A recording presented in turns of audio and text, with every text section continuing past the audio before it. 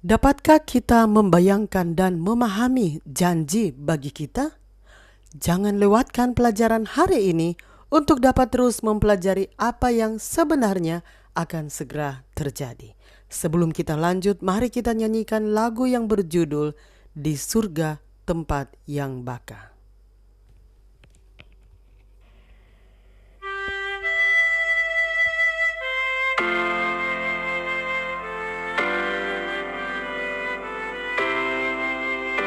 Di surga tempat yang bakal, tiada sakit penat susah. Di sana rumah yang indah, siapa yang rindu ke sana? Tunggu, tunggu jangan bersungut, tunggu, tunggu jangan bersungut, tunggu, tunggu, janganlah bersungut. Mari kita berdoa. Bapa kami dalam kerajaan surga, terima kasih untuk kesempatan yang Engkau berikan untuk kami dapat mendengarkan sebagian dari firman-Mu. Isilah kami dengan Roh-Mu yang suci agar kami dapat mengerti apa yang Engkau inginkan kami pelajari hari ini. Dalam nama Yesus kami sudah berdoa. Amin. Pelajaran Sekolah Sabat, Selasa 23 Juni 2026. Pelajaran yang ke-13 di triwulan yang kedua. Judul pelajaran Sekolah Sabat kita untuk hari ini adalah Mempelai Perempuan. Ketika diasingkan di Pulau Patmos, murid Yohanes diberikan suatu penglihatan tentang seperti apa keadaannya ketika kita dipersatukan kembali dengan Allah untuk selama-lamanya. Bacalah Wahyu 21 ayat 9 sampai 11. Analogi apakah yang diberikan dan mengapa menurut Anda itu digunakan? Wahyu 21 ayat 9 sampai 11. Maka datanglah seorang dari ketujuh malaikat yang memegang ketujuh cawan yang penuh dengan ketujuh malapetaka terakhir itu. Lalu ia berkata kepadaku, katanya, marilah ke sini, aku akan menunjukkan kepadamu pengantin perempuan, mempelai anak domba. Lalu di dalam roh ia membawa aku ke atas sebuah gunung yang besar lagi tinggi dan ia menunjukkan kepadaku kota yang kudus itu, Yerusalem, turun dari sorga, dari Allah. Kota itu penuh dengan kemuliaan Allah dan cahayanya sama seperti permata yang paling indah, bagaikan permata yaspis, jernih seperti kristal. Mempelai perempuan itu cantik. Dan pada hari pernikahannya, semua orang ingin melihatnya. Hari pernikahan adalah titik balik menuju kehidupan baru bersama bagi mempelai laki-laki dan perempuan. Dan ini juga akan berlaku bagi hubungan kita dengan Allah saat kedatangannya kembali. Yesus telah mempersiapkan tempat bagi kita. Sebuah tempat yang begitu indah hingga sulit untuk digambarkan. Bahkan bahasa manusia tidak cukup untuk menjelaskan upah orang benar. Hal itu akan diketahui oleh mereka yang memandangnya. Pikiran fana ini tidak dapat mengerti kemuliaan Firdaus Allah. Meskipun kita tidak benar-benar dapat memahami seperti apa langit dan bumi yang baru kelak, Allah menunjukkan penglihatan akan tempat ini kepada Yohanes agar kita menantikan pernikahan yang akan segera terjadi. Sesungguhnya kita diajak untuk pikirkanlah perkara yang di atas, bukan yang di bumi. Kolose 3 ayat 2. Allah sedang dengan seksama mempersiapkan peristiwa ini dan ia tidak ingin agar pernikahan ini mengejutkan kita. Alam semesta adalah jemaat yang akan menyaksikan peristiwa ini. Dan kita adalah tokoh-tokoh utama dalam kisah ini. Kita akan bergabung dengan mempelai perempuan, yaitu kota yang akan Yesus bawa bagi kita pada kedatangannya yang kedua. Menariknya, umat Allah, orang-orang kudus juga disebut sebagai mempelai perempuan. Mungkin karena mereka ada dalam kota yang kudus, Yerusalem yang baru, turun dari sorga, dari Allah, yang berhias bagaikan pengantin perempuan yang berdandan untuk suaminya.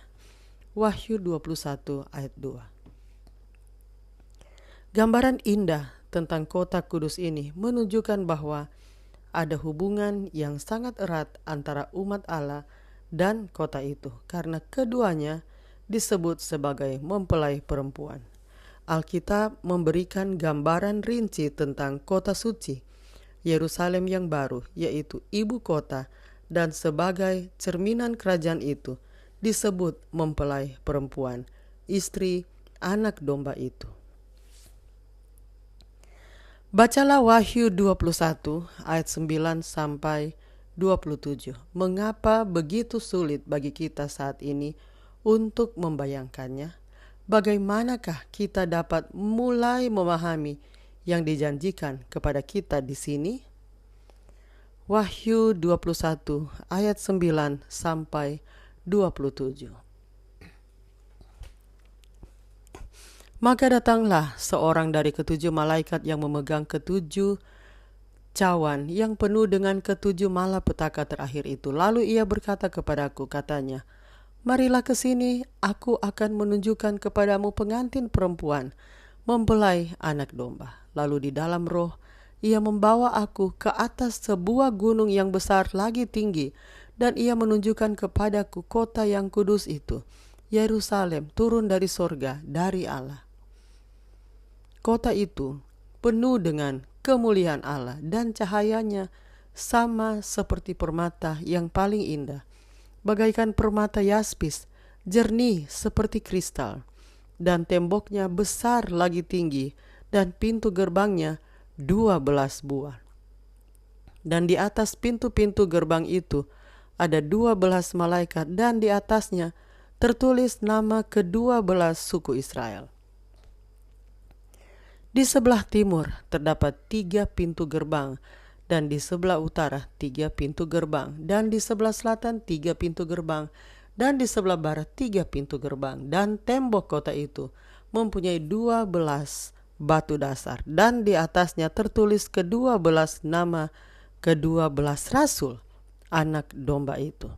Dan ia yang berkata-kata dengan aku mempunyai suatu tongkat pengukur dari emas untuk mengukur kota itu, serta pintu-pintu gerbangnya dan temboknya. Kota itu bentuknya 4 persegi. Panjangnya sama dengan lebarnya, dan ia mengukur kota itu dan dengan tongkat itu 12.000 stadia, panjangnya dan lebarnya dan tingginya sama. Lalu ia mengukur temboknya 140 hasta menurut ukuran manusia, yang adalah juga ukuran malaikat.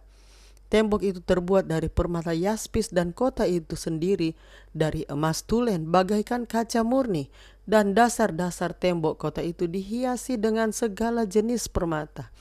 Dasar yang pertama batu yaspis, dasar yang kedua batu nilam, dasar yang ketiga batu mira, dasar yang keempat batu zamrud, dasar yang kelima batu unam, dasar yang keenam batu sardis, dasar yang ketujuh batu ratna cempaka, yang kedelapan batu beril, yang kesembilan batu krisolit, yang kesepuluh batu krisopras, yang ke-11 batu lasuardi, dan yang ke-12 batu kecubung. Dan ke-12 pintu gerbang itu adalah 12 mutiara. Setiap pintu gerbang terdiri dari 1 mutiara, dan jalan-jalan kota itu dari emas murni bagaikan kaca bening. Dan aku tidak melihat bait suci di dalamnya, sebab Allah Tuhan yang Maha Kuasa adalah bait sucinya. Demikian juga anak domba itu. Dan kota itu tidak memerlukan matahari dan bulan untuk menyinarinya, sebab kemuliaan Allah meneranginya, dan anak domba itu adalah lampunya. Dan bangsa-bangsa akan berjalan di dalam cahayanya, dan raja-raja di bumi membawa kekayaan mereka kepadanya.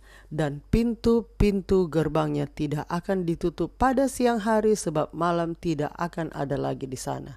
Dan kekayaan dan hormat bangsa-bangsa akan dibawa kepadanya, tetapi tidak akan masuk ke dalamnya sesuatu yang najis atau orang yang melakukan kekejian atau dusta, tetapi hanya mereka yang namanya tertulis di dalam kitab kehidupan anak domba itu.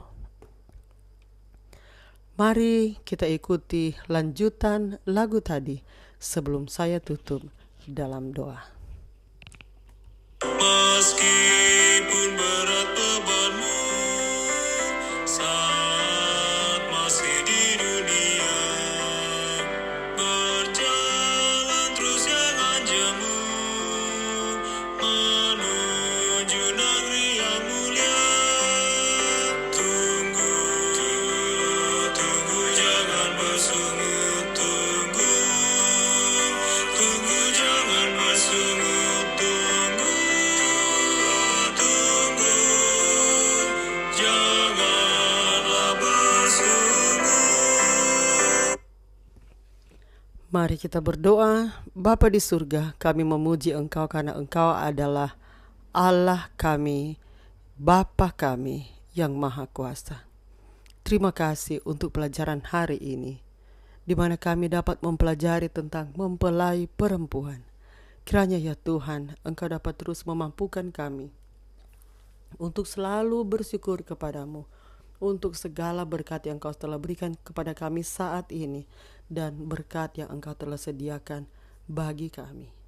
Terima kasih ya Tuhan untuk kasih setiamu bagi kami. Dalam nama Yesus kami sudah berdoa. Amin.